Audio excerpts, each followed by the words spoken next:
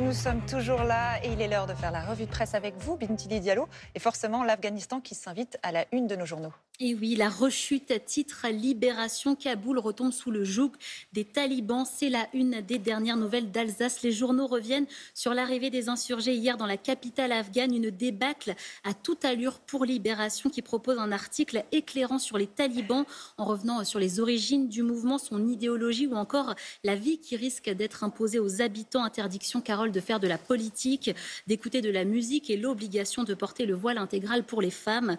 De son côté, Le Figaro revient sur l'échec des Américains et parle de la faillite colossale du renseignement américain et de Joe Biden. Le président américain estimait encore il y a un mois que la prise du pays par les talibans était, je cite, hautement improbable. C'est terrible et toujours aussi terrible la situation en Haïti également qui est dans les journaux aujourd'hui. Et oui, l'île caribéenne vient d'affronter un nouveau séisme 11 ans après celui de 2010. Le Parisien pose ce matin une question que vous vous posez sûrement chez vous à la maison. Pourquoi Haïti est si souvent touchée par les catastrophes naturelles? L'article rappelle que l'île se retrouve à l'intersection de deux plaques tectoniques. L'état insulaire est aussi, Carole, sur la trajectoire des cyclones tropicaux.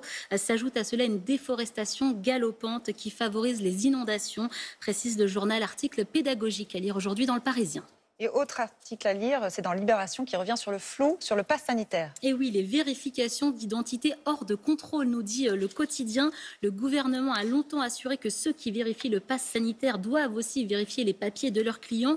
Mais une loi, Carole, promulguée début août, dit l'inverse, un demi-tour qui a semé le doute, nous dit le journal. Les restaurateurs, les mairies, les piscines ne savent plus où est la vérité. Libération rappelle donc ce matin que seules les forces de l'ordre ont le droit d'exiger la présence d'une pièce d'identité en plus du contrôle du pass sanitaire. Autres exceptions, les discothèques et les agents de la SNCF peuvent aussi vous demander vos papiers. Parce que c'est vrai qu'on peut échanger nos téléphones et donner un pass sanitaire, donc la question se pose.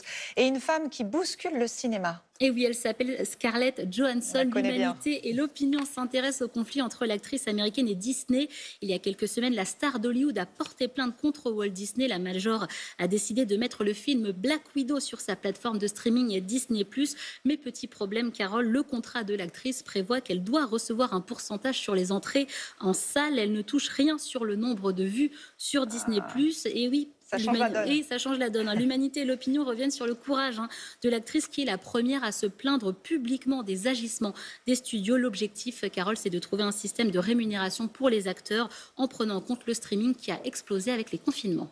On termine votre revue de presse avec une exposition d'un photographe atypique. Et oui, exposition de Daniel Angeli, le roi des paparazzis, mais aussi l'ami des stars, nous dit Le Figaro. 260 clichés sont exposés à la Grande Arche de la Défense près de Paris. 2/3 des photos présentées sont inédites. Daniel Angeli, c'est celui qui a shooté Grace Kelly à ski de fond, Bardot à Saint-Tropez, Simone Veil en vacances ou encore Mick Jagger qui se drogue en boîte de nuit.